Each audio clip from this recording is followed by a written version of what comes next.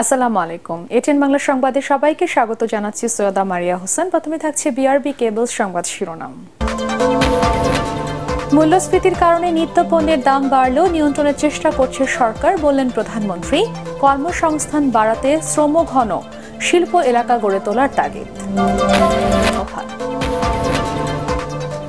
মধ্যরাতে শেষ হচ্ছে দ্বিতীয় দফা উপজেলা নির্বাচনের প্রচারণা। অস্থাবর সম্পদে এমপিদের চেয়ে এগিয়ে উপজেলা চেয়ারম্যানরা, টিআইবির বিশ্লেষণ। এবং দেশের গবাদি পশুতেও লাগছে বারকোড। প্রাথমিকভাবে ব্যবহার হবে 50,000 গরুতে। মাংস রপ্তানিতে কাটবে প্রতিবন্ধকতা। শুনছিলেন বিআরবি কেবল সংবাদ শিরোনাম। এবারে বিস্তারিত। মূল্যস্ফীতির কারণে নিত্য পণ্যের দাম বাড়লেও তা নিয়ন্ত্রণে সরকার আপ্রাণ চেষ্টা করছে বলে জানিয়েছেন প্রধানমন্ত্রী শেখ হাসিনা। রাজধানীতে 11তম জাতীয় ক্ষুদ্র ও মাঝারি শিল্প পণ্যের মেলার উদ্বোধন করে তিনি বলেন, বিশ্বে পণ্য পরিবহন খরচ বেড়ে যাওয়ায় দেশে দ্রব্যমূল্যের ওপর প্রভাব পড়েছে। এ সময় কর্মসংস্থান বাড়াতে শ্রমঘন শিল্প এলাকা গড়ে তোলার তাগিদ দেন প্রধানমন্ত্রী। বিস্তারিত আপেল মাহমুদের রিপোর্টে। ক্ষুদ্র ও মাঝারি শিল্পের মাধ্যমে তৈরি পণ্য দেশের চাহিদা মিটিয়ে রপ্তানি হচ্ছে বিভিন্ন দেশে। এ খাতে নিয়ন্ত্রণ হয় দেশের অর্থনীতির ৭০%, যা মোট শিল্প কর্মসংস্থানের প্রায় 85%। কর্মসংস্থানের মাধ্যমে বেকারত্ব দূর করতে রাজধানীতে শুরু হয়েছে 7 দিনের 11তম জাতীয় ক্ষুদ্র ও মাঝারি শিল্প পণ্য মেলা। বঙ্গবন্ধু আন্তর্জাতিক সম্মেলন কেন্দ্রে 350-এরও বেশি প্রতিষ্ঠানের স্টল নিয়ে আয়োজিত মেলার উদ্বোধন করেন প্রধানমন্ত্রী শেখ হাসিনা। অনুষ্ঠানে 7 জন ক্ষুদ্র, মাঝারি ও স্টার্টআপ উদ্যোক্তাকে ক্রেস্ট ও সম্মাননা সনদ তুলে দেন তিনি। দেশীয় পণ্যের প্রসারে এসএমই মেলার গুরুত্ব তুলে ধরে প্রধানমন্ত্রী আশা করেন, অর্থনৈতিক উন্নয়নে বিশেষ ভূমিকা রাখবে ক্ষুদ্র ও মাঝারি উদ্যোক্তারা। কোনো মতে একটা পাশ করি চাকরির পিছনে ছুটে না বেরিয়ে নিজে উদ্যোক্তা হয়ে নিজেই চাকরি দেবার যোগ্যতা অর্জন করতে হবে।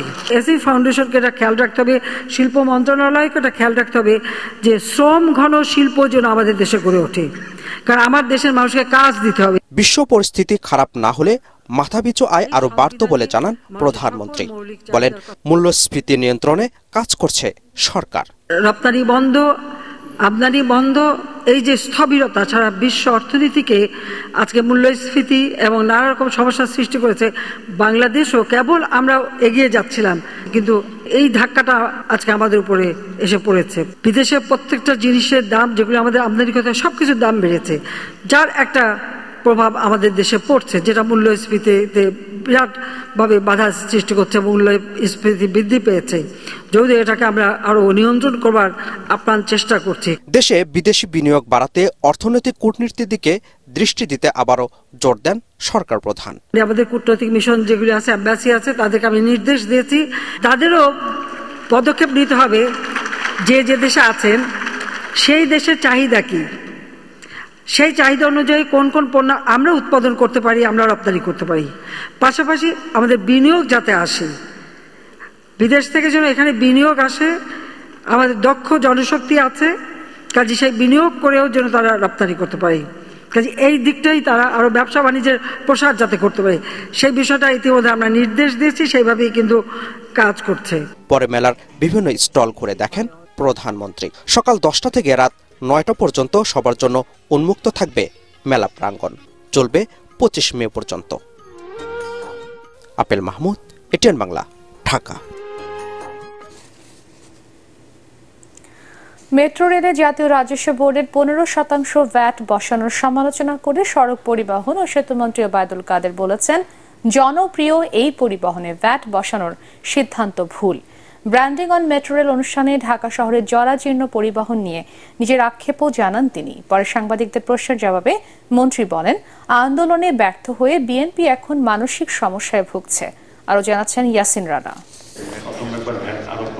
রাজধানীবাসীর চলাচলের এখন সবচেয়ে জনপ্রিয় বাহন মেট্রো রেলের ব্র্যান্ডিং নিয়ে হোটেল ইন্টারকন্টিনেন্টালে এই সেমিনারের আয়োজন করা হয়। এতে রাজধানীর বিভিন্ন রুটের মেট্রো প্রকল্প নিয়ে আলোচনা করেন বক্তারা।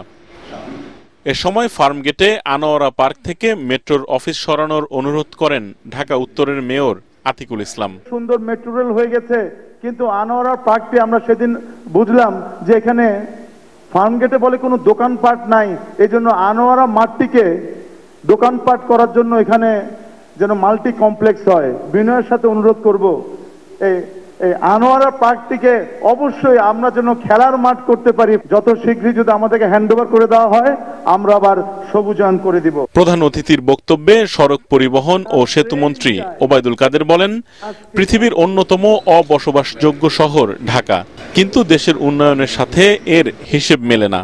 তিনি বলেন, আফ্রিকার গরিব দেশেও উন্নত মানের বাস চলে, অথচ ঢাকা শহরে চলে জরাজীর্ণ বাস।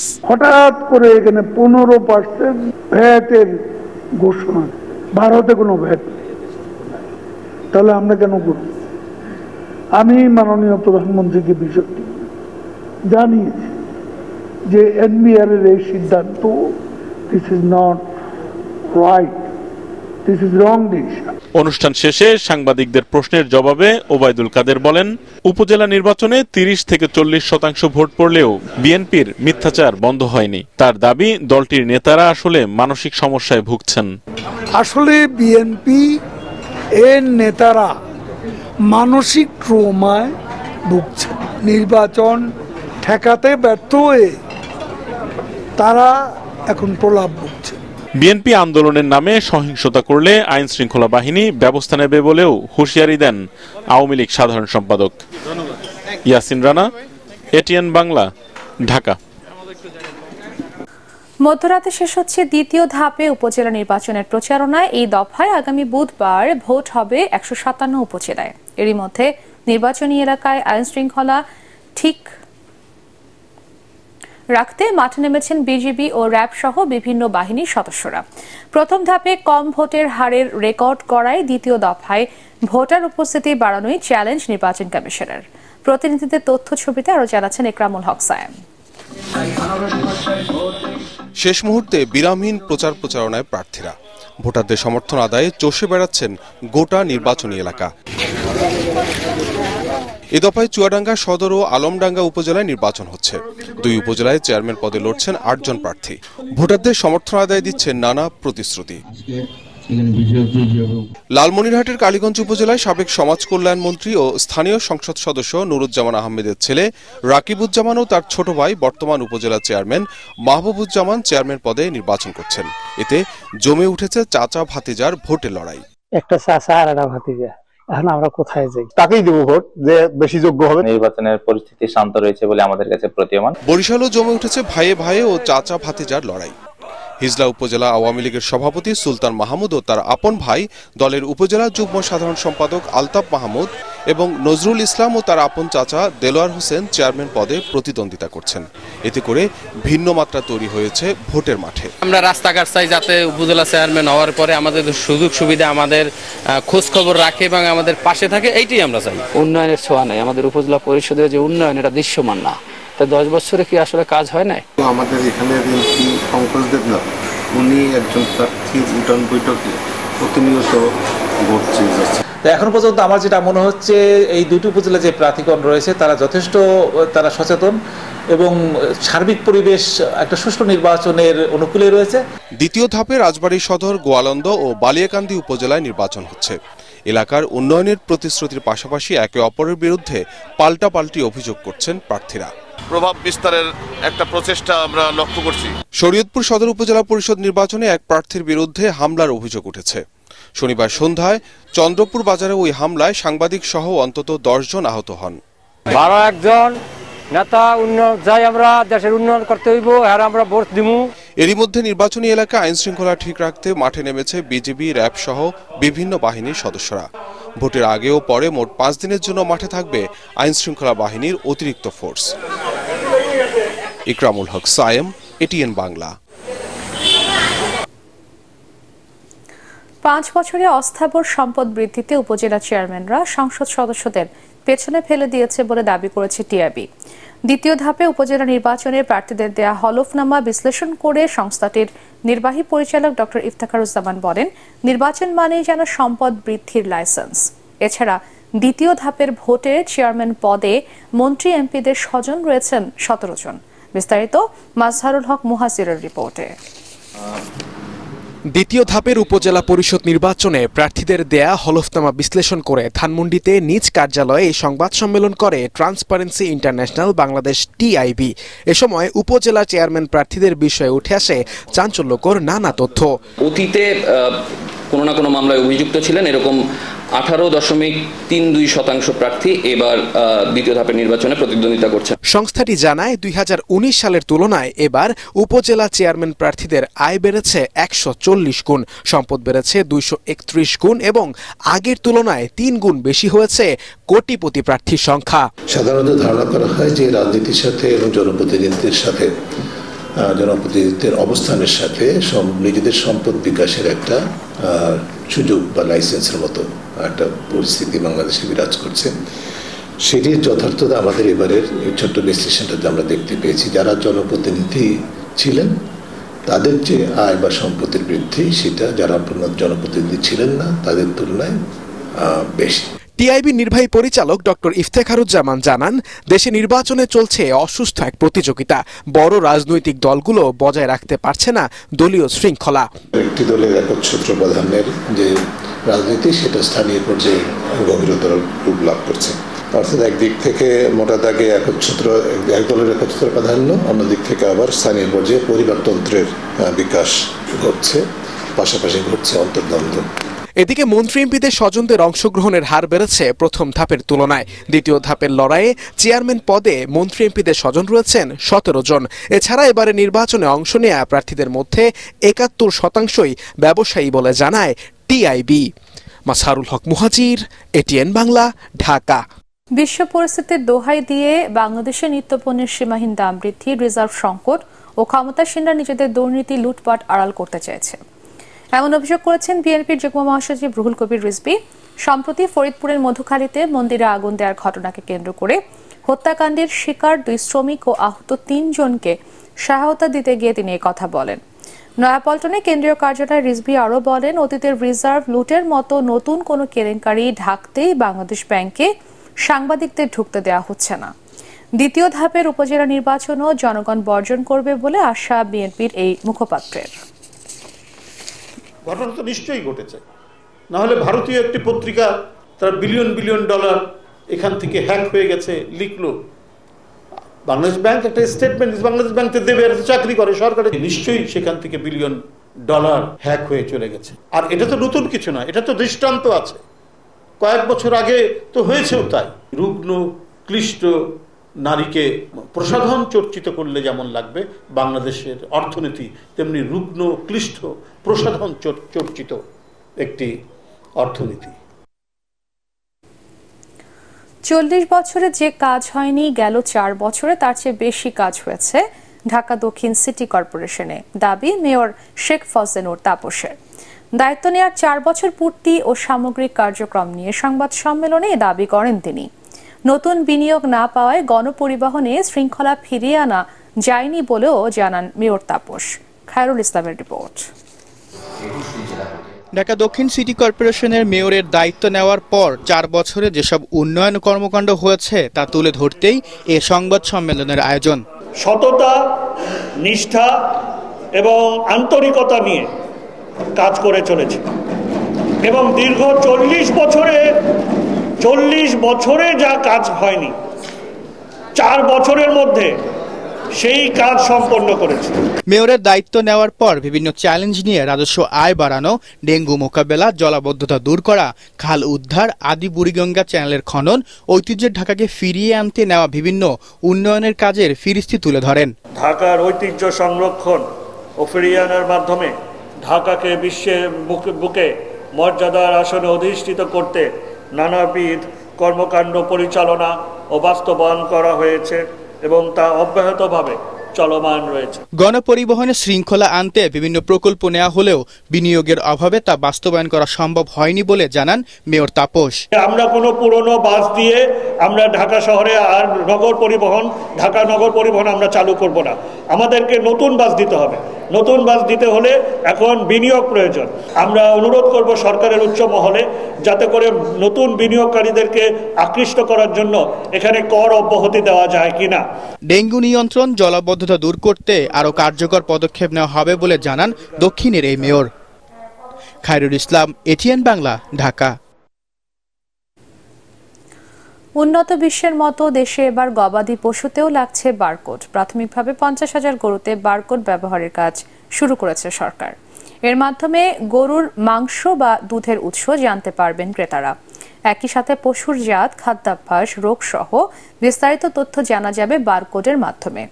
এতে করে পশু ব্যবস্থাপনা যেমন সহজ হবে, তেমনি মাংস রপ্তানিতেও প্রতিবন্ধকতা কাটবে বলে মনে করেন প্রাণী সম্পদ বিশেষজ্ঞরা। একরামুল হক সায়েমের আরেকটি রিপোর্ট। সাধারণ পণ্যের মতো এবার গরুর শরীরেও বারকোড। পোশাক সহ বিভিন্ন পণ্যের ব্যবহার এখন অনেকটা আবশ্যক হলেও গবাদি পশুতে বারকোডের প্রচলন নতুন ঘটনা। কিউআর কোড স্ক্যান করে গবাদি পশুর মালিককে, তার ঠিকানা, কি জাতের পশু, বয়স এবং স্বাস্থ্যগত ও খাদ্যাভ্যাসগত নানা তথ্য জানতে পারবেন ক্রেতারা। ধারণা পাওয়া যাবে মাংস ও দুধের মান সম্পর্কে। সিরাজগঞ্জের শাহজাদপুরের 10টি খামারের গরুকে নিবন্ধনের আওতায় এনে লাগানো হচ্ছে বারকোড। কানের দিয়ে গেছে যে ক্ষয়ক্ষতি যদি লইতেছে, আপনারা গরিব মানুষ পথে বসে যাবেন, যাতে না বসেন হের লেগে এই জিনিসটা করে দিয়ে গেছে। ইন্স্যুরেন্সের আওতায় গরু বাছুর নিয়ে আসা হবে অনেক ফার্মারদের। জাত এবং দুধের উৎপাদন, এই তথ্যগুলি এমনকি তার দাদা দাদি, নানা নানির পরিচয় আমরা এই বারকোডের মাধ্যমে জানতে পারবো। উন্নত বিশ্বের সাথে তাল মিলিয়ে পশুকে বীমার আওতায় আনা, তথ্য সংরক্ষণ ও মাংস রপ্তানির পথকে সহজ করার লক্ষ্যে গরুর অনলাইন নিবন্ধন ও বারকোড ব্যবহারের উদ্যোগ নিয়েছে প্রাণী সম্পদ অধিদপ্তর।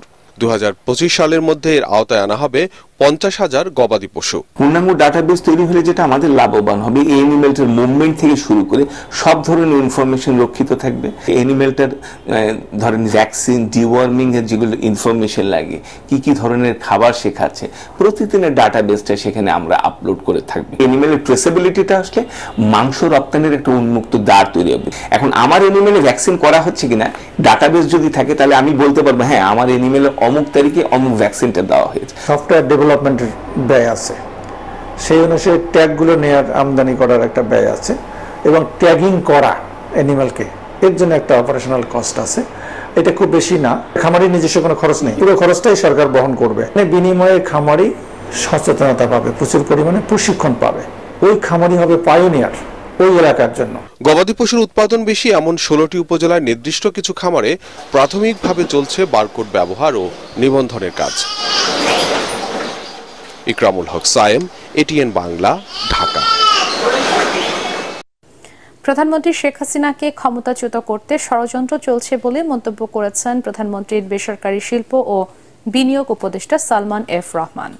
রাজধানীর তেজগাঁয়ে প্রধানমন্ত্রী শেখ হাসিনার স্বদেশ প্রত্যাবর্তন দিবস উপলক্ষে ঢাকা জেলা আওয়ামী লীগের আলোচনার সভায় তিনি মন্তব্য করেন।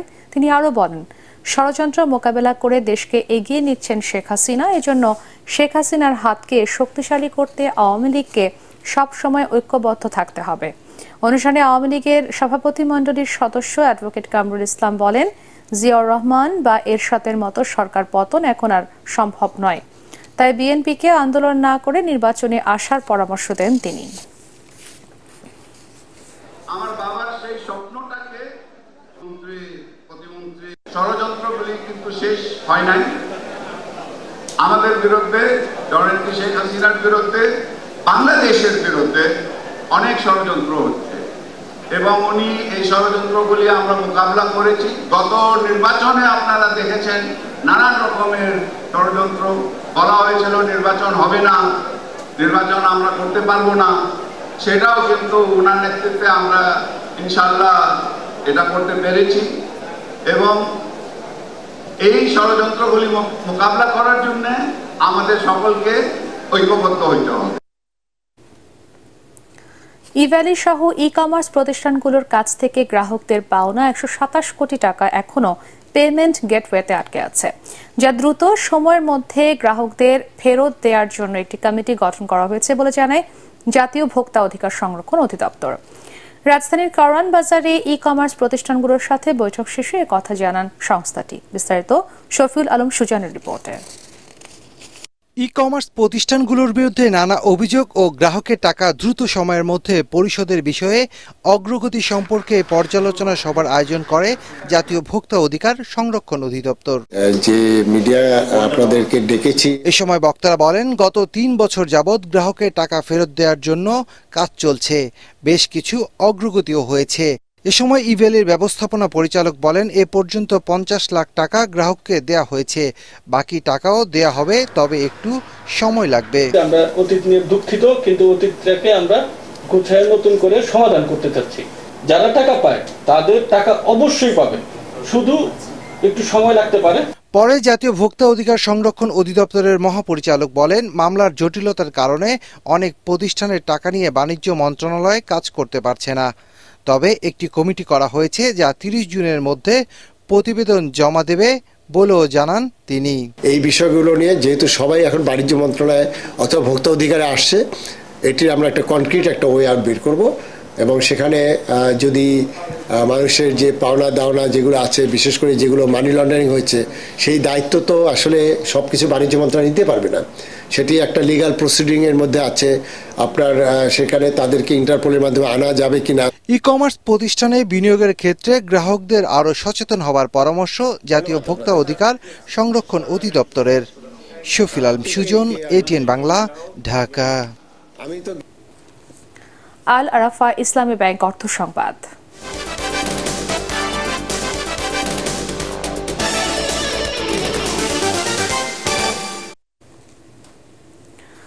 ভারতের শীর্ষস্থানীয় বহুজাতিক অটোমোবাইল প্রস্তুতকারক টাটা মোটরস তার অনুমোদিত পরিবেশক নিটল মোটরসকে সাথে নিয়ে পিকআপ সেগমেন্টের সর্বশেষ সংস্করণ নতুন যোদ্ধা গাড়ির উদ্বোধন করেছে। অনুষ্ঠানের উদ্বোধন করেন Tata Motors commercial vehicles international বিজনেসের হেড অনুরাগ মেহরোত্রা। প্রধান অতিথি ছিলেন টাটা মোটরস লিমিটেডের international business regional manager Rajiv B জয়সওয়া।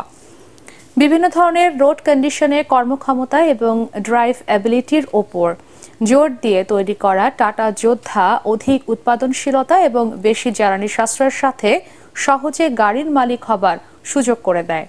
অনুষ্ঠানে উপস্থিত ছিলেন নিটল মোটরস লিমিটেডের ব্যবস্থাপনা পরিচালক আব্দুল মুসাব্বির আহমদ, নিটল নিলয় গ্রুপের vice chairman Abdul Morib Ahmed, Tata Motors limited country manager Abhijit Das Sharma, Nitol Motors limited sales and marketing CEO Mohammad Tanvir শহীদ।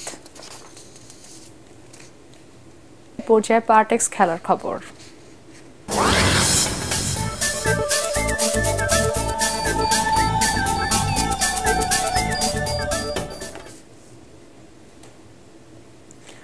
বড় কোনো ট্রফি না জেতার আক্ষেপ রয়ে গেছে বাংলাদেশ দলের পেসার মুস্তাফিজুর রহমানের। বাংলাদেশ ক্রিকেট বোর্ড বিসিবি প্রকাশিত এক ভিডিও বার্তায় এই বাঁহাতি পেসার জানান, বড় মাপের ক্রিকেটার হতে হলে বড় কোনো শিরোপা জেতার বিকল্প নেই। পরাগ আরমানের রিপোর্ট। 2017 সালে চ্যাম্পিয়ন্স ট্রফির সেমিফাইনাল খেলেছিল বাংলাদেশ। আইসিসির ইভেন্টগুলোতে এটি বাংলাদেশের সর্বোচ্চ সাফল্য। সেই দলের সদস্য ছিলেন মুস্তাফিজুর রহমান। অন্য কোনো আসরে বলার মতো পারফরমেন্স করেনি লাল সবুজের দল। সবাইকে নিয়েই উন্নতি করার চেষ্টা করছেন মুস্তাফিজুর রহমান। তবে বড় কোনো ট্রফি জিততে না পারার আক্ষেপ রয়ে গেছে বাংলাদেশের এই কাটার মাস্টারের। সাইফুদ্দিন, হাসান, আমি যতটুকু শিখছি সেগুলো ওদের সাথে শেয়ার করব, যদি আমাদের আর একটু ইমপ্রুভ হয়। বড় প্লেয়ার যে সময় হয়, বড় ইভেন্টগুলো জিতে একটা বড় ট্রফি যেতে, সে সময় বড় প্লেয়ার বলা হয়। এটা তো আক্ষেপ তো সবসময় রয়ে গেছে। 2022 সালের জুনে শেষবারের মতো টেস্ট খেলেছিলেন মুস্তাফিজ। তবে ওয়ানডে ক্রিকেট নিয়মিতই খেলেন এই পেসার। তার পছন্দ অবশ্য টি-20 ফরম্যাট। এই ফরম্যাটটা এনজয় করেন মুস্তাফিজ। এই ফরম্যাটটা বেশি প্রেশার, এই কারণে আমার মনে হয় ভালো লাগে। আমি প্রেশারটাও অনেক এনজয় করি। ভালো করার তো শেষ নাই, চেষ্টা করব যেন পিছে যাগুলো করছি তার থেকে যেন আরো ভালো করতে পারি। মুস্তাফিজুর রহমান জানান, দেশের হয়ে খেলা সবসময় উপভোগ করেন তিনি। পরাগ আরমান, এটিএন বাংলা, ঢাকা। শেষ করার আগে বিআরবি কেবল সংবাদ শিরোনাম আরো একবার।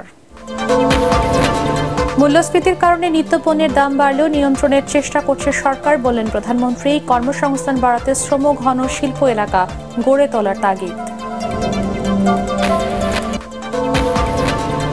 মধ্যরাতে শেষ হচ্ছে দ্বিতীয় দফা উপজেলা নির্বাচনের প্রচারণা।